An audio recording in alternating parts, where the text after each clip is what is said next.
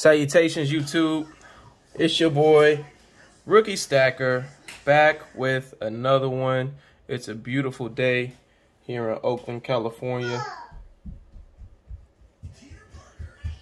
Woke up to some gunshots this morning, but hey, it's Wednesday, you know.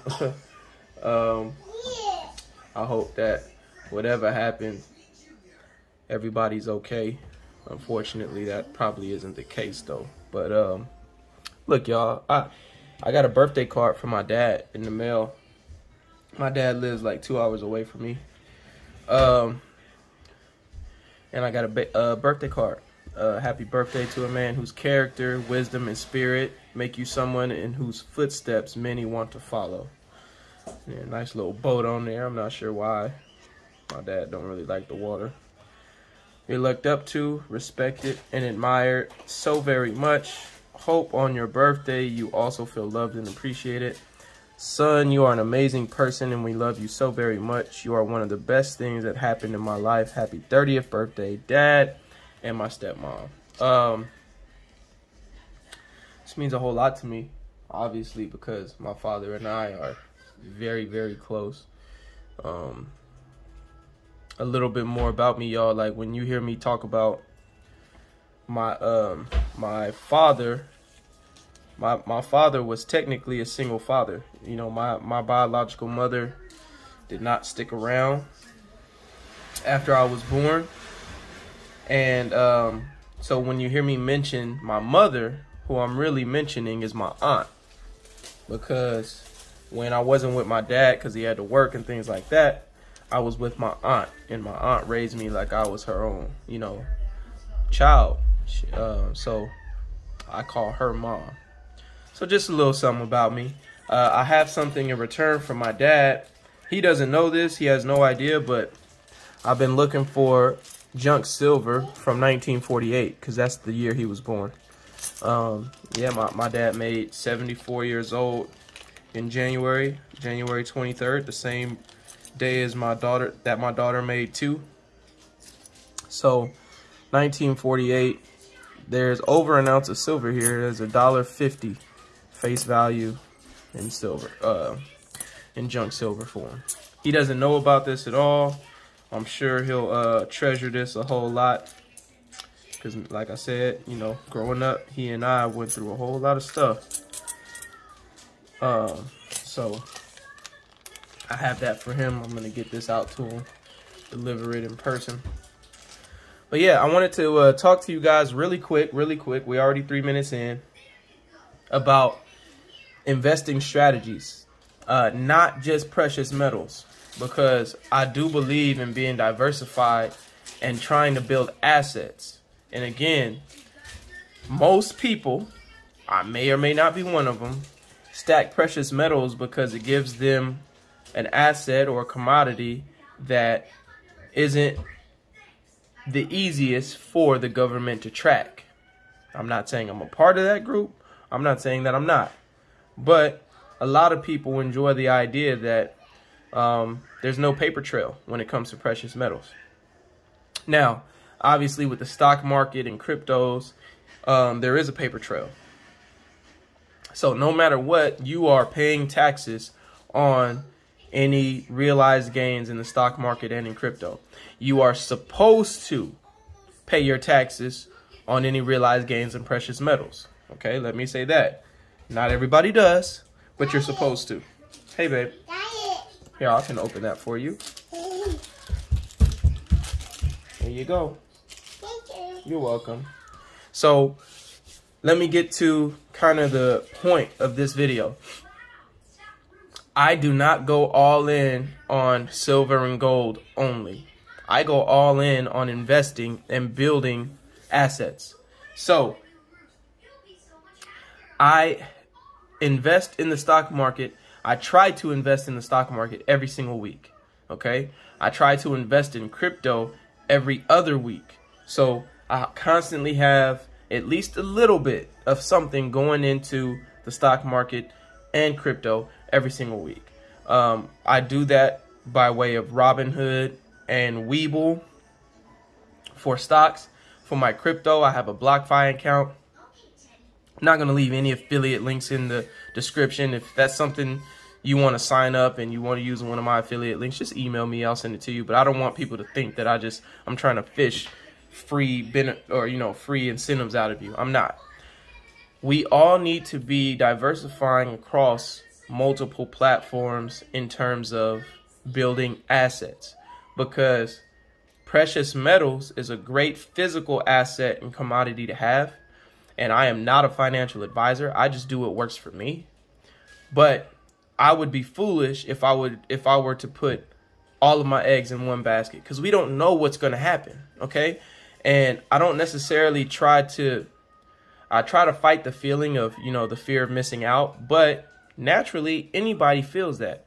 But at the same time, just because I don't want to miss out, that doesn't mean I want to be foolish either. So I try to put $100 into the stock market every single week. I spread it across whatever stocks are down for that week. So I'm, getting a good enough dollar cost average.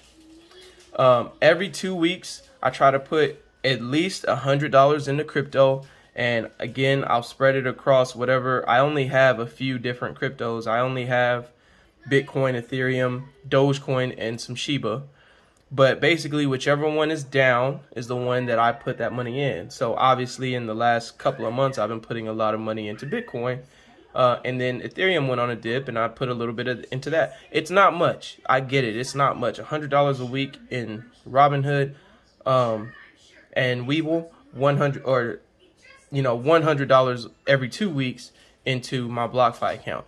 Yeah, no, that's not much. Most of everybody has way more than that. But I've been doing that for a couple of years now, and I'm happy with the growth that I've been shown. And even on the losses, I'm okay with it because I've been nibbling. I haven't been taking these huge bites. So I say all that to say this. And, I speak down the line, 10 to 20 years, right? In 10 years, hopefully all three of my asset classes, not including real estate, right, are showing gains. And the big thing about having something like a stock portfolio or a crypto portfolio is when you reach a certain amount of growth in that asset, you can then start to leverage against it and get money from banks at a lower interest rate than any of your car loans or your student debt or your credit card debt.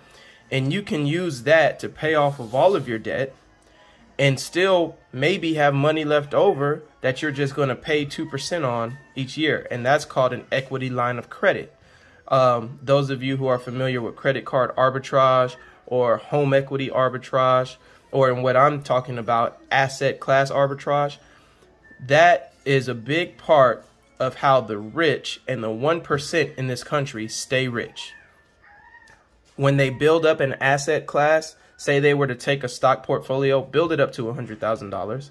Well, if they need to spend that $100,000, they don't want to spend their $100,000 that they just built up. They want to go to a bank and say, hey, I have this asset up to $100,000. I'd like to take out a line of credit and leverage that asset. The bank would then give them 50 to 100% of the value of their asset. And basically, they could do whatever they want with that amount that the bank gives them. Most smart people are going to pay off all of their debt and then maybe live off the rest if there's anything left over. Other people might just say, I don't have any debt. I'm just going to live off of this and pay 2% on it. So that way I don't have to cash out any of my actual assets or use any of my own money. So in my opinion, that needs to be a big part of how we look to try to invest. It doesn't make any sense for us to build up any one asset class, because anything can happen and that asset could fall. And if, the stock market were to crash, it's nice to know that you got some cryptos to fall back on. If the crypto market crashes and the stock market crashes, it's nice to know that you have physical silver and gold to fall back on. The way my granny used to say it, as long as you keep $10, you'll never go broke. Well, I look at these assets and these commodities as my $10. I'm never going to go broke. Now, leveraging against assets obviously requires expertise and a lot of research, and maybe not expertise, but a lot of research. And you want to make sure you know what you're doing and what your goals are, and you're not just doing it, you know, foolishly. But I know for a fact that this is how the rich stay rich. And the reason I know for a fact that this is how they do it is because up until a few months ago, I had no idea what it was. And that's how they want you to know information in this country. If you're not a part of that 1% already, they don't want you to know it. So I wanted to put this video out, not because I need you guys to ask me a million questions about it. I don't know enough about it to give anybody else advice on it. I just know what I'm looking to do. But by putting this video out, hopefully I made you want to do your own research into it. Make sure you're investing in things other than precious metals smartly. And if you're like me, you know, you're setting it and you're putting it to a goal, you're putting it to a journey, and you take that journey however long it takes you until you get where you need to get. I'm hoping that in 10 years I can flip a little bit of each of my assets into another piece of real estate, build up more equity into my assets, including real estate, and then start taking advantage of those assets by leveraging my equity. So that's it for this one, guys. I hope that this challenges somebody to think, challenges somebody to go and do some research. We are in this journey together. You can reach me at my email, rookiestacker@gmail.com. You can follow me on Instagram. Send me any type of messages you want at rookiestacker. No spaces, just rookiestacker. Stack responsibly. Keep climbing. Rookiestacker out.